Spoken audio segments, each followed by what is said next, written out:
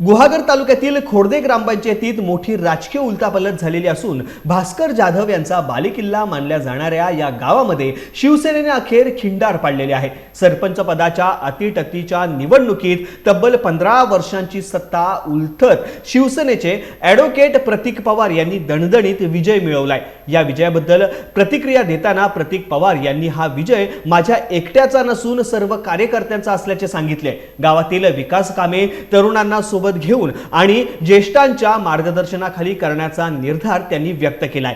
दरम्यान या विजयानंतर खोर्दे गावात आनंदाचे वातावरण निर्माण झाले असून शिवसैनिकांनी आबलोली ते खोर्दे असा विजयी जल्लोष रॅली काढली। फटाक्यांची आतिषबाजी करत विजय साजरा करण्यात आला।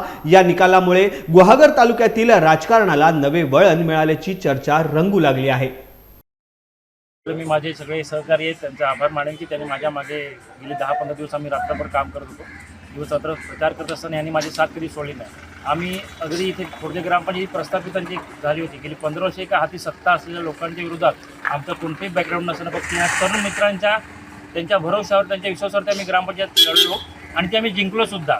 त्याच्यामध्ये मोठमोठ्या लोकांनी आमच्या विरोधामध्ये खूप प्रयत्न केले होते प्रचार करण्यासाठी, पण माझे मित्र होते सोबत, त्यांच्यामुळे मी आज जिंकलेलो आहे।